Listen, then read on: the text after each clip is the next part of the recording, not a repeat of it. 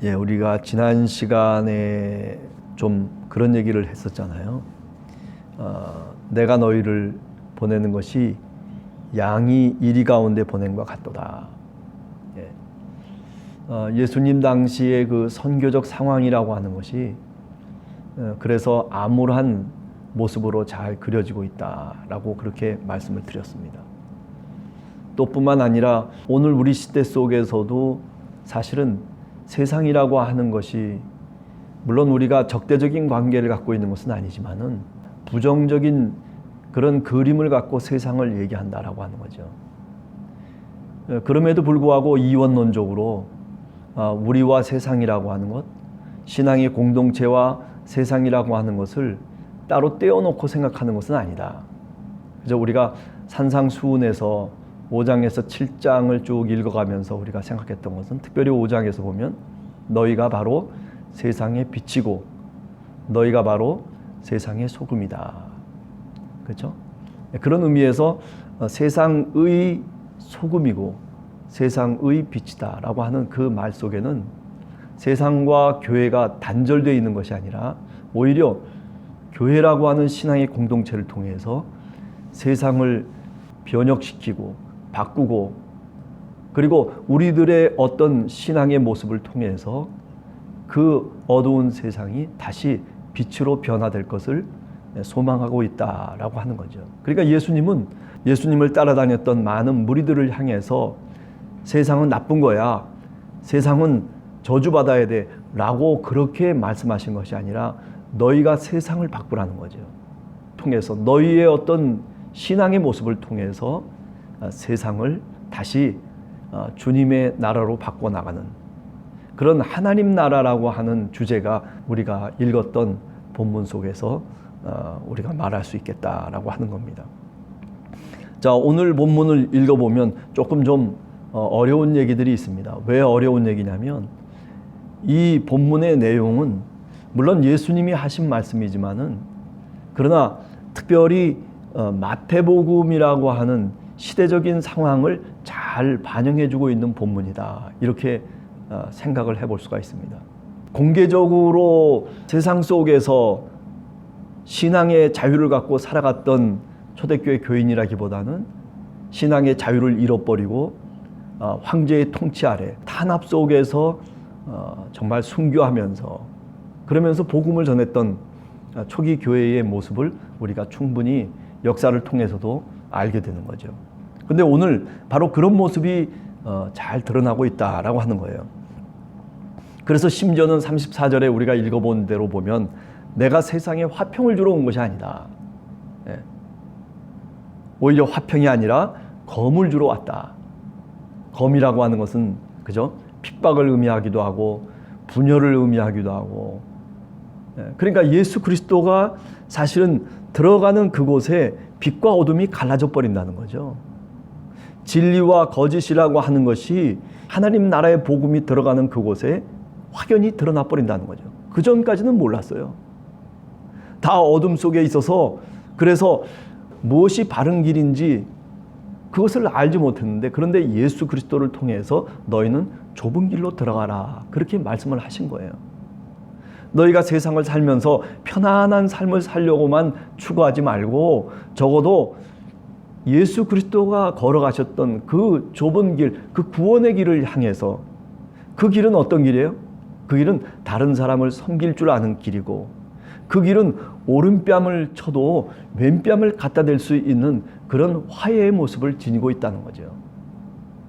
누가 오리를 가자면 그렇다면 너희는 자진해서 스스로 심리까지도 가질 수 있어야 된다. 그것이 바로 뭐냐면은 예수 그리스도를 따라가는 제자들의 본분이라는 거죠. 그러니까 우리의 신앙은 그런 정도까지 그런 단계까지 우리가 성령의 도움을 통해서 그렇게 우리 한 사람 한 사람이 걸어 나가야 된다. 이게 마태복음에서 우리들에게 얘기하려고 하는 것이지 않았습니까? 네. 그런데 오늘도 마찬가지예요. 보면 그런 맥락 속에 있는 겁니다. 우리가 예수 그리스도라고 하는 이 진리의 복음을 갖고 세상 속에서 살면 드러날 수밖에 없는 거예요. 오늘 여기 내가 세상에 화평을 주러 온 줄로 생각지 말라. 오히려 내가 검을 주러 왔다라고 하는 말은 저는 그런 의미로 해석을 해요. 예수 그리스도를 전하고 그리고 주님의 복음을 전하고 하나님 나라의 주인공들이 바로 당신들입니다. 그죠? 그랬을 때에 오히려 어둠 속에서 있던 사람들은 오히려 자기 정체가 드러나는 거예요. 왜 기독교가 핍박을 당하고 그렇게 로마의 화형장에서 많은 사람들이 사자의 밥이 되기도 하고 불에 타서 죽는 그런 순교의 모습들이 왜 일어났느냐 하면은 바로 그들이 빛이었기 때문에 그렇습니다. 그래서 말하자면 그 빛이 드러남으로 인해서 결국 자신들의 정체가 로마 당국의 정체, 황제가 누구인지 그리고 왜 이렇게 많은 사람들이 하나님의 자녀임에도 불구하고 그런데 왜 이렇게 차별을 받으며 살아가고 그리고 왜 이렇게 제도가 잘못됐는지 인간은 존중받아야 될 존재인데도 불구하고 그런데도 존중받지 못하고 종이 있고 노예가 있고 불완전한 이런 모습들을 말하자면 성경을 통해서 하나님의 말씀을 통해서 진리를 통해서 비로소 깨닫게 된 거죠. 물론 세상 속에 살아가기 때문에 우리가 세상을 전복하고 하나님의 나라로 바꿀 수 있으면 다행이겠지만은 그러나 그렇지 못하잖아요. 예수를 믿는 자들이 황제를 무시하고 그리고 다른 임금을 섬기고 그리고 배반을 하고 모반을 하고 저들이 그런 자들이다. 뭐 이런 또 로마의 도시를 불을 지른 장본인들이 저 기독교인들이라. 그래가지고 어떻게 했어요? 그래서 수많은 사람들이 화형장에 끌려가는 거 아니겠어요? 평화가 아니라 화평이 아니라 어찌 보면 죽음이 기다리고 있는 거죠.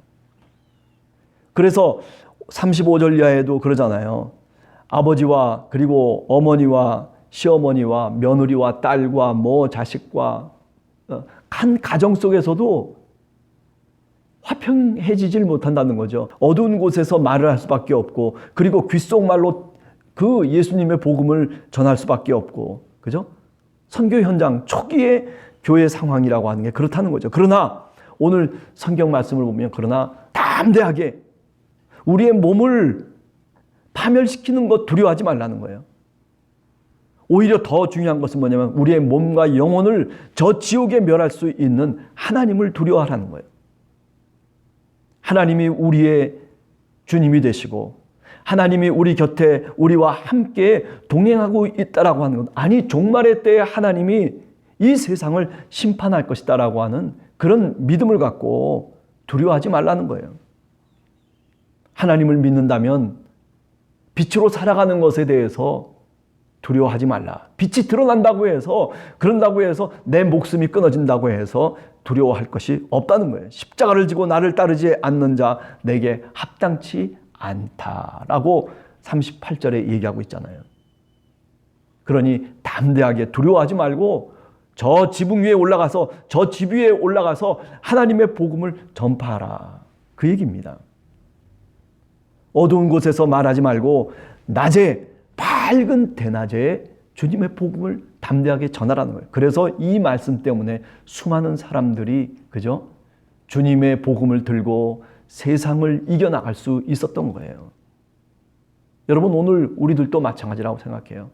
우리가 직장 속에서 또는 우리가 삶을 살아가는 삶의 자리 속에서 우리가 우리 자신이 누구인지를 드러낼 줄 알아야 돼요. 나는 크리스찬입니다. 나는 예수 그리스도를 믿는 사람입니다. 나는 함께하는 교회 교인입니다. 그죠? 그러면 그것 때문에 우리가 짊어져야 될 짐이 있어요. 그 십자가가 있어요. 그거는 우리가 달게 지고 가는 거예요. 그게 뭐예요? 신앙생활을 하는 길이라고 말씀드릴 수가 있는 거죠. 비밀리에 그저 이렇게 복음을 전하고 밤중에 아무도 없는 사이에 사람들이 모여가지고 그렇게 전했던 그 초대교회의 선교적 상황. 그러나 오늘 성경은 그 상황을 마태복음의 교회의 그 상황을 보다 더 공개적으로 나아가라는 거예요. 믿음의 사람이라면 사람 앞에서 담대하게 나를 시인하라는 거예요. 하늘에 계신 내 아버지께서 그래야 너를 시인할 것이라고 그렇게 말씀하고 있는 거죠. 그러나 오늘 예수님은 다시 얘기하시는 거예요. 저 미래를 바라보면서 제자들을 훈련시킬 때 뭐라고 훈련시키는 거예요? 너희들 염려하지 말아라. 이 동네 저 동네를 다니면서 너희들을 향해서 뭐라고 얘기하고, 그리고 비난을 하고 핍박을 하고, 그리고 많은 어려움을 겪고, 그리고 수많은 장애를 우리가 겪을 때에도 담대하게 나가라는 거죠. 네. 사실 마태복음의 교회를 가만히 생각해 보면 한 70년, 80년 어간의 교회 아니겠습니까? 그러니 예수님께서 이렇게 말씀하신 주님의 말씀을 붙잡고 두려워할 자를 두려워하면서, 그리고 사람들 앞에서 예수 그리스도의 복음을 증거하고, 그리고 예수 그리스도를 시인하라는 겁니다. 왜 세상을 두려워하고 임금들과 그리고 총독들을 두려워하느냐는 거예요. 왜 이방인들과 그리고 유대인들을 두려워하느냐는 거예요.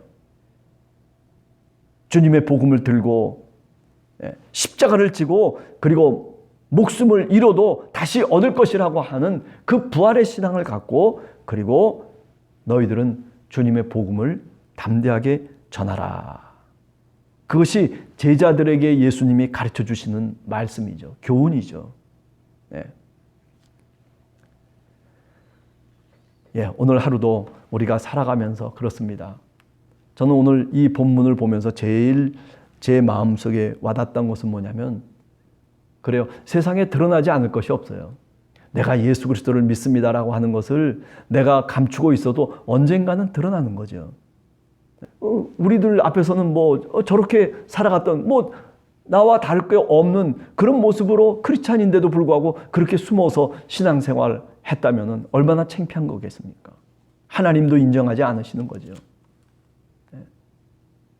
우리 모두가 정말 크리스찬으로서 좀 더 밝은 모습을 지니고, 나는 크리스찬이라고 하는 그런 자기 정체성을 분명하게 갖고, 그리고 정말 두려워할 자를 두려워하는 그런 신앙인이, 그런 함께하는 교인이 다 되시기를 간절히 주님의 이름으로 축원합니다. 오늘 기도의 제목 가운데 하나는 그렇습니다. 제가 사람 앞에서 주님을 시인할 수 있는, 내가 38절에 얘기 나오듯이 십자가를 지고 주님을 따르는 그런 주님의 제자가, 그런 교회가, 그런 함께하는 교회가 될 수 있도록 우리가 기도하며 성령의 도움을 구하는 그런 여러분들 되시기를 간절히 원합니다.